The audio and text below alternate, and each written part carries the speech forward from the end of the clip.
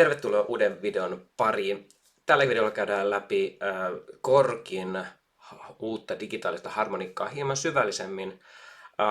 Tuossa ensimmäisessä videossa, minkä voitte katsoa tuosta, oli semmoiset ensitunnelmat.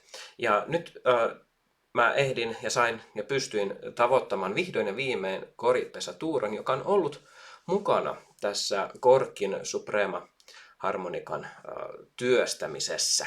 Kori tuli mukaan tähän projektiin vasta tämän vuoden alussa, tai hän sai tietää sitä tämän vuoden alussa, ja siinä kevään korvilla huhti-toukokuussa sitten kävi Italiassa näkemässä tätä harmonikkaa ja antamassa palautetta ja näin poispäin.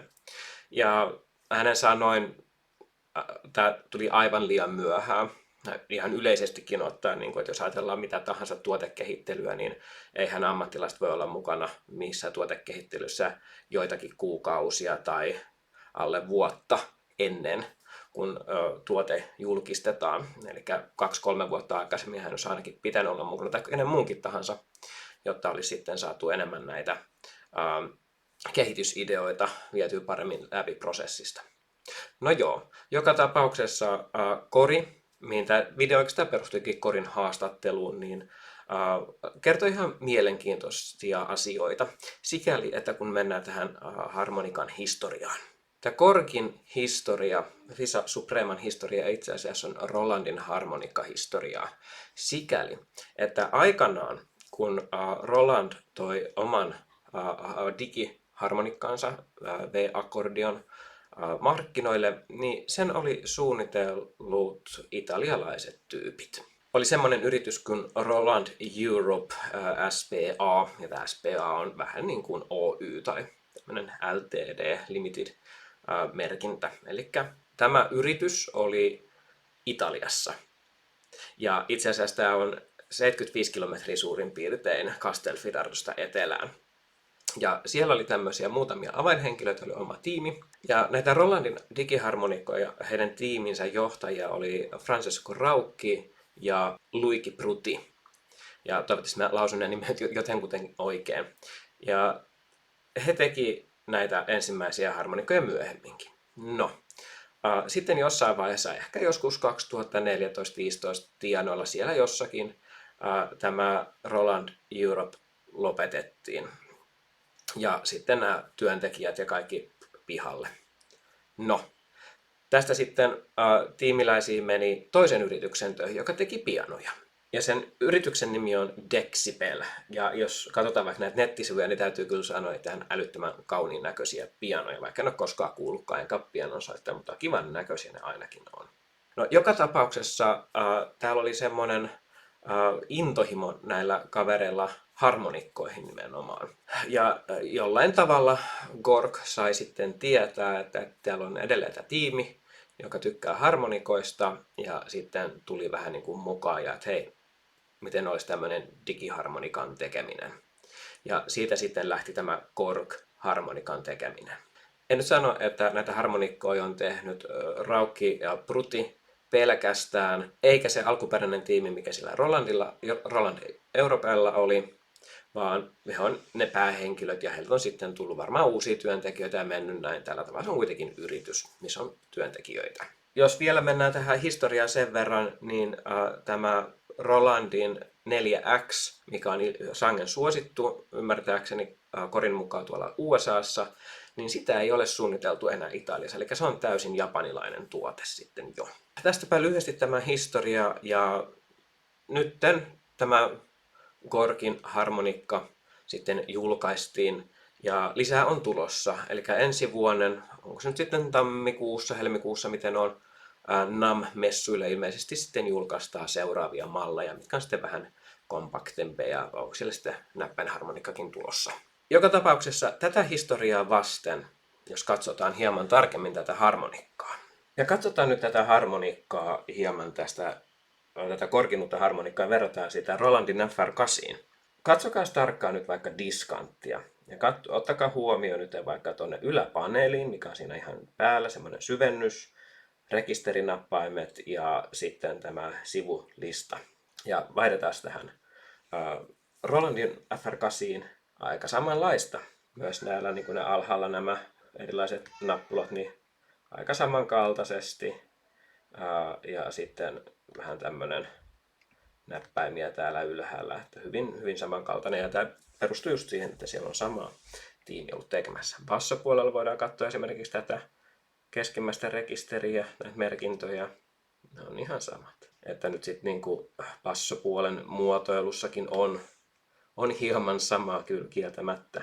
Ja niinku pelkästään täällä niinku historian katsomalla niin huomataan, että siellä onkin jotakin samaa. Mutta Kori vähän tässä niin kuin mainitsi myös sitä, että se mitä Roland on tehnyt, niin ei välttämättä ole tehnyt intohimolla kuitenkaan verrattuna tähän Korkin porukkaan. Eli tämä yksi tiimi ikään kuin on se sydän tähän harmonikkahommaan. Ja tuossa edellisellä videolla vähän sitä hintaa peilasin, että niin kun nämä Rolandin vastaavat soittimet on jokseenkin halvempia kuin sitten tämä Korkin vastaava, niin Kori sitten totesi vaan, niin, sähän saat yllättävän halvalla uutta teknologiaa verrattuna sitten, mitä nämä Rolandit on. Toki nyt sanon sen vielä tässä, että en ole mikään digiasiantuntija tässä näin, että en tiedä tarkkaa yksityiskohtia, mutta Korin sanoin, että Rolandin ostamalla saa vanhaa tekniikkaa, toimivaa, mutta vanhaa. Jos haluaa sitä ihan uutta huippua, niin sitten se on sitä Korg. No sit se käytettävyys, no koska en ole itse soittaja, niin en osaa nyt ihan tarkkaan sanoa, että millainen se on. Korin sanoi, että ehkä lievästi helpompi kuin sitten tämä Rolandin FR8. Et sinänsä, että jos haluaa vaihtaa, niin se hyppy ilmeisesti ei ole kauhean iso. Totta kai, jos on niin soittanut vuosikaudet samalla, niin sitten voi olla tällainen looginen lähestymistapa voi olla vähän isompi muutos, mutta periaatteessa niin kuin yllättävän helposti pitäisi onnistua siirto, jos haluaa näin tehdä. Ja sitten tuo näppäinten kosketus, no sitähän on aika mahdoton tässä selittää, että millainen se niin kuin on tuntuma, mutta Kori sanoi, että se pienokoskettimesta, jos puhutaan, niin se iskun mitta on niin kuin akustisen ja sitten tämän Rolandin välistä. Eli se on nopeaksi hän kutsui sitä, eli ilmeisesti semmoinen kohtalaisen ok. Eli nyt kun en ole pienosoittajakaan, niin hankala sanoa, mutta tämmöinen näin. Ja yksityiskohta tuli tästä näin. Se, mitä Kori vielä mainitsi tästä Korgista, oli se, että siinä on Bluetooth-yhteys, eli voi mennä mihin tahansa soittamaan, missä on Bluetooth-kaiuttimet, niin täysin langattomasti pääsee soittamaan. Myös toinen asia, minkä hän nosti esiin, oli tämä puhelinäppi, eli jossain kohdassa on tulossa, ellei tullut jo en tiedä, jonkinlainen puhelinäppi, millä pystyy sitten säätämään tätä harmonikkaa myös, että ei tarvitse tietokoneella välttämättä tehdä kaikkea. Näitä harmonikkasoundeja oli 45 kappaletta ja sitten erilaisia äänikertoja oli 9 ja sitten niiden yhdistelmillä ja ties mitä manipuloimalla saadaan varmaan niin kuin muissakin vastaavissa